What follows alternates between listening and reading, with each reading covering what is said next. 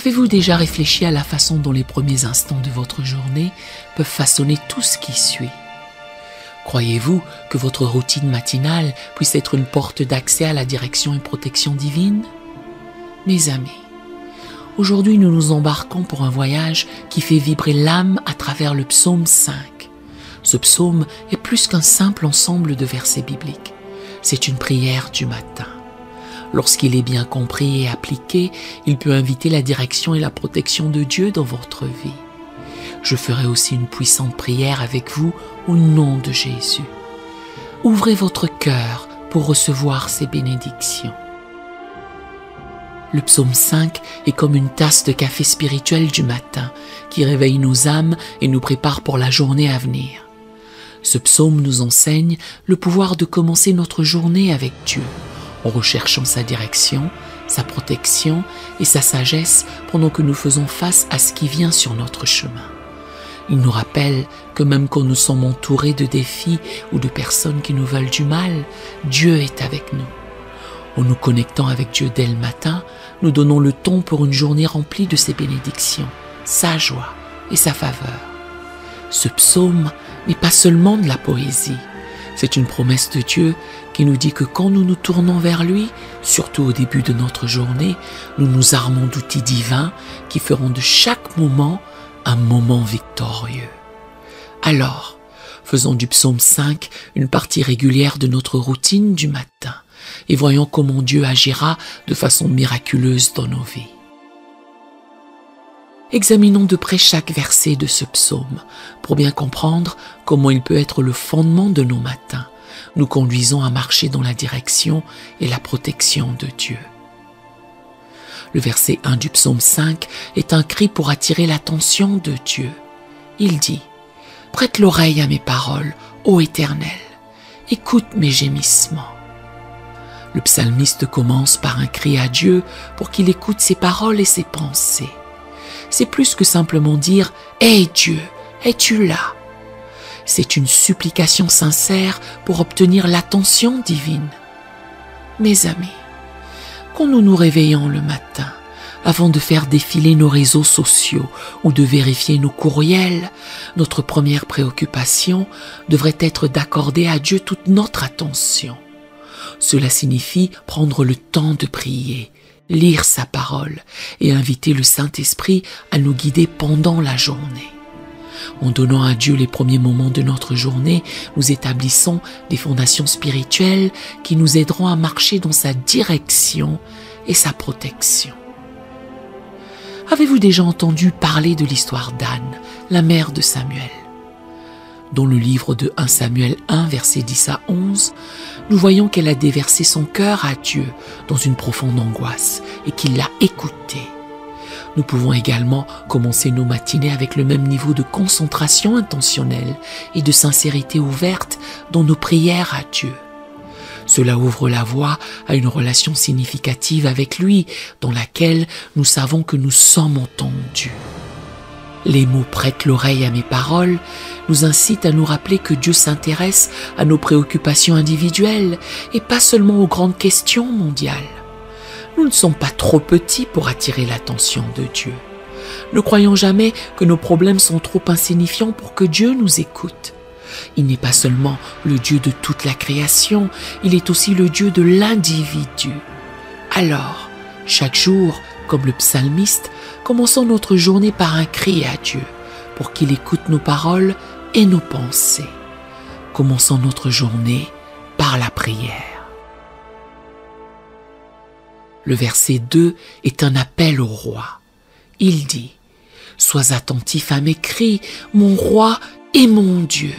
C'est à toi que j'adresse ma prière. » Notez que le psaume fait référence à Dieu à la fois comme roi et comme Dieu, mettant en évidence les deux aspects de la nature de Dieu, sa souveraineté et sa divinité. Quand vous vous réveillez, mes amis, rappelez-vous qui vous servez, un roi qui règne sur tout et un Dieu qui transcende tout. L'histoire du centurion dans l'évangile de Luc 7, versets 1 à 10, résonne bien avec ce verset. Le centurion comprenait si bien l'autorité que Jésus s'est émerveillé de sa foi. Dans Luc 7, versets 6 à 8, le centurion envoie des amis parler à Jésus en disant « Seigneur, ne prends pas tant de peine, car je ne suis pas digne que tu entres sous mon toit. C'est aussi pour cela que je ne me suis pas cru digne d'aller en personne vers toi. Mais dis un mot et mon serviteur sera guéri. Car moi qui suis soumis à des supérieurs, j'ai des soldats sous mes ordres. Et je dis à l'un, va, et il va, à l'autre, viens, et il vient, et à mon serviteur, fais cela, et il le fait. » Cette déclaration reflète la profonde compréhension qu'a le centurion de l'autorité. Il reconnaît que, de même qu'il commande à ses subordonnés qu'ils obéissent, de même, Jésus a l'autorité d'ordonner la guérison et de la voir s'accomplir. C'est pourquoi Jésus s'est émerveillé de sa foi. Mes amis, reconnaître l'autorité de Dieu chaque matin lui donne la place qui lui revient dans nos vies, et cela aligne notre journée sur sa divine direction. En outre, lorsque nous disons « C'est à toi que j'adresse ma prière », comme le dit le psalmiste dans ce verset, nous faisons un choix. Face à toutes les distractions qui se disputent notre attention matinale, nous prenons la décision consciente d'adresser nos prières à Dieu. Il ne s'agit pas d'un rituel, mais d'une relation. Le verset 3 parle du bon timing et des attentes. Éternel, le matin tu entends ma voix, le matin je me tourne vers toi et je regarde. Nous devons comprendre que le matin est un moment spécial. Il y a quelque chose dans le calme et la tranquillité qui en fait le meilleur moment pour chercher Dieu. Regardez l'histoire de Marie-Madeleine, visitant le tombeau de Jésus tôt le matin. Ce récit se trouve dans Jean 20, versets 1 à 18. Sa dévotion et son lever matinal l'ont amenée à être la première à voir le Seigneur ressuscité. Commencer notre journée avec Dieu peut conduire à des rencontres divines auxquelles nous ne nous attendions pas.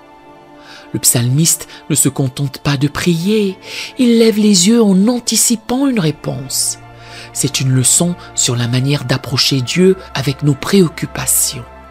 C'est une chose de demander l'aide de Dieu, c'en est une autre de vivre dans l'attente de son intervention divine. Chers amis, cette attitude d'attente peut changer la façon dont vous vivez votre journée. Vous ne vous contentez pas de recevoir passivement, mais vous êtes à l'affût des conseils et de la protection de Dieu. Vous attendez la faveur et les bénédictions de Dieu. Les versets 4 à 6 nous rappellent que Dieu méprise le mal. L'Écriture nous dit « Car tu n'es point un Dieu qui prenne plaisir au mal. Le méchant n'a pas sa demeure auprès de toi. Les insensés ne subsistent pas devant tes yeux. Tu hais tous ceux qui commettent l'iniquité. Tu fais périr les menteurs.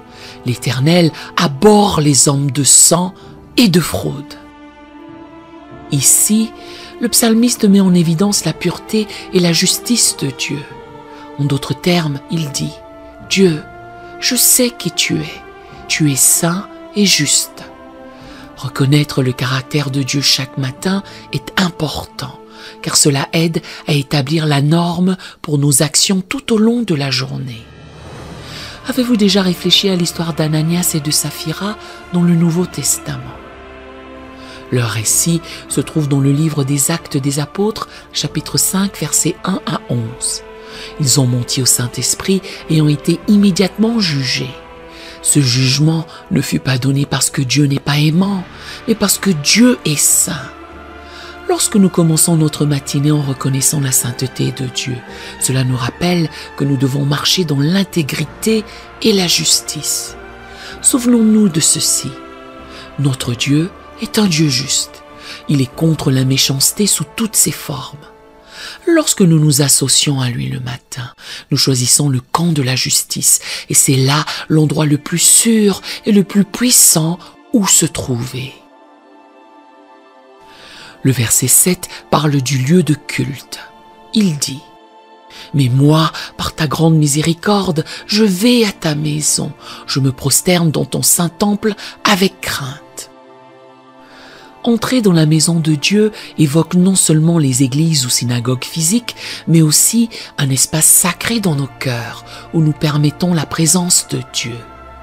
Le psalmiste parle de venir par une grande grâce et crainte, soulignant la crainte et la révérence que nous devrions avoir lorsque nous cherchons Dieu. Pensez à l'histoire de Zachée, dans Luc 19, versets 1 à 10. Il avait tellement besoin d'une rencontre divine qu'il a grimpé sur un arbre. Lorsque Jésus s'est invité dans la maison de Zachée, celle-ci est devenue une maison remplie de la miséricorde de Dieu. Chaque matin, invitez Jésus dans la maison de votre cœur. Ouvrez-vous à ses enseignements, à son amour et à sa grâce miséricordieuse. Remarquez aussi que le psalmiste parle d'adoration envers le temple saint. Il ne s'agit pas seulement de chanter des chansons. Mes amis, l'adoration est un mode de vie. Chaque matin, faites en sorte que vos actions, vos paroles et même vos pensées soient une forme d'adoration qui honore Dieu. Romains 12, verset 1 nous rappelle « Je vous exhorte donc, frères, par les compassions de Dieu, à offrir vos corps comme un sacrifice vivant, saint, agréable à Dieu, ce qui sera de votre part un culte raisonnable. » Ce verset souligne l'importance de consacrer non seulement notre moi spirituel, mais aussi notre corps physique au service et à la gloire de Dieu.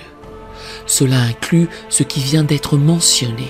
Il s'agit de consacrer nos actions, nos paroles, nos pensées, nos décisions, nos choix et nos vies comme une forme d'adoration.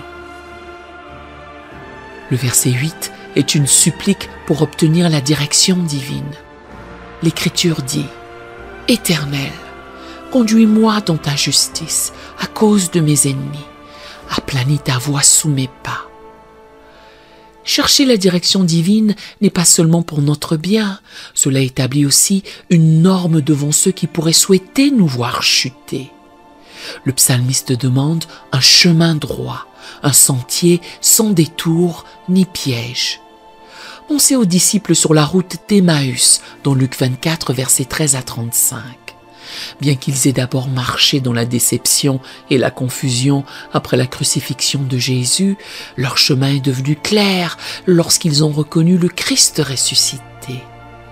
Dans nos vies, nous ne voyons peut-être pas physiquement Jésus, mais lorsque nous l'invitons dans nos matinées, nos chemins deviennent plus dégagés, plus droits et plus faciles à parcourir. Lorsque vous vous levez chaque matin, demandez à Dieu de frayer son chemin devant vous. C'est une prière qu'il prend plaisir à exaucer. Elle aligne votre vie sur sa volonté, vous invitant à bénéficier de sa protection et de sa direction tout au long de votre journée. Les versets 9 à 10 attirent maintenant notre attention sur la reconnaissance de la folie des méchants. Écoutez la parole de Dieu.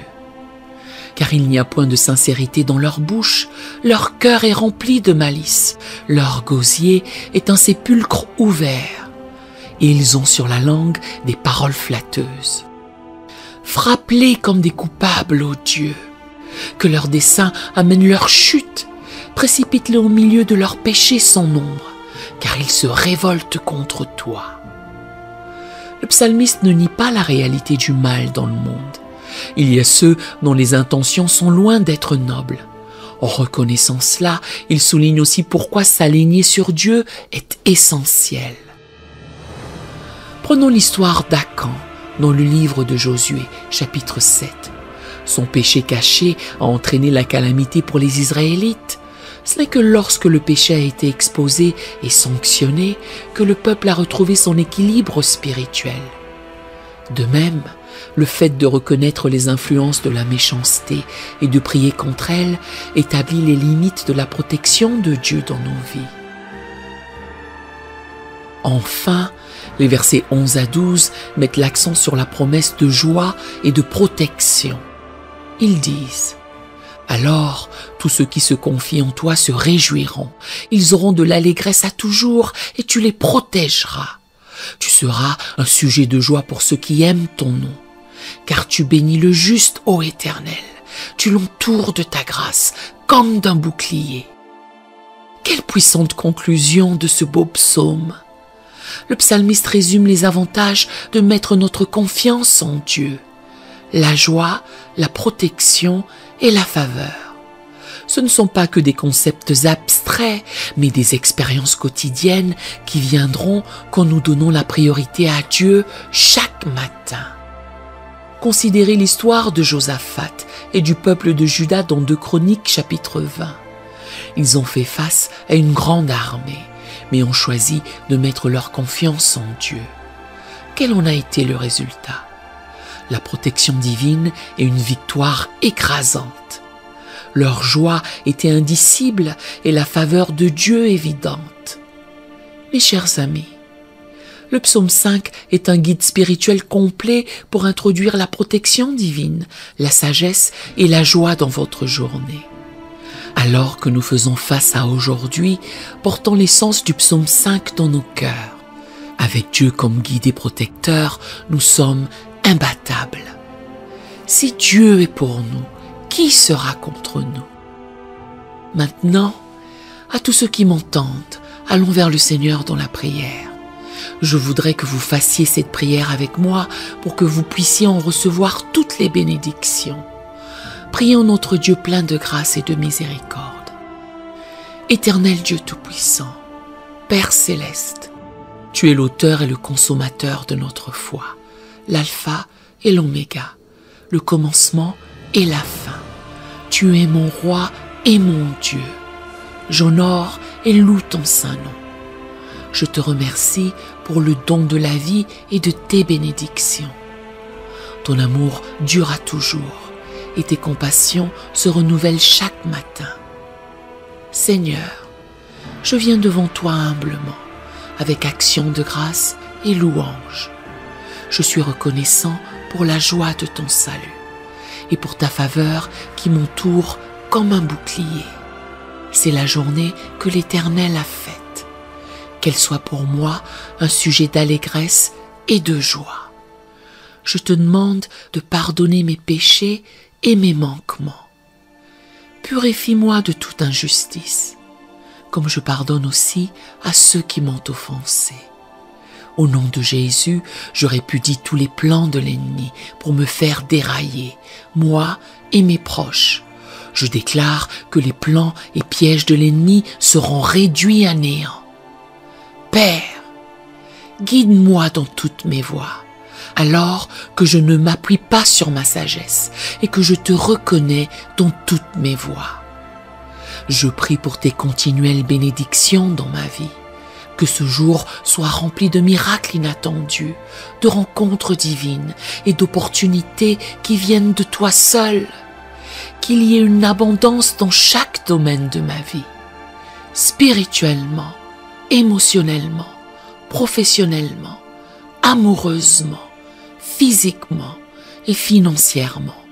Seigneur, je te suis reconnaissant que ton désir est que je prospère et m'épanouisse dans cette vie, comme mon âme prospère en toi.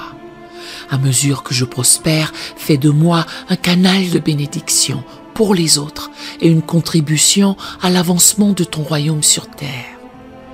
Je prie aussi pour la guérison. Touche chaque partie de mon corps qui a besoin de ton contact divin. Que ta vertu de guérison coule à travers moi, du sommet de ma tête à la plante de mes pieds, au nom de Jésus. Alors que je présente mes proches devant toi, puissent-ils connaître ta grâce, ton amour et ta paix. Touche nos cœurs et délivre-nous de tout mal. Père, tandis que je dis cette prière avec tous ceux qui m'écoutent, je te remercie pour chaque cœur qui s'humilie devant toi en ce moment. Nous avons tous besoin de ta direction. Éclaire notre sentier et dirige nos pas. Père, tu es notre bouclier et notre forteresse. Couvre-nous de tes ailes et entoure-nous d'une haie protectrice. Protège-nous dans nos allées et venues. Nous déclarons que par les meurtrissures de Jésus, nous sommes guéris et nous demandons que ta main guérissante soit sur nous. Père Céleste, alors que nous attendons tes bénédictions, nous te sommes reconnaissants pour ta joie, ta direction divine, ta faveur et ta protection. Merci Seigneur d'entendre et d'exaucer ma prière, au nom puissant de Jésus. Amen.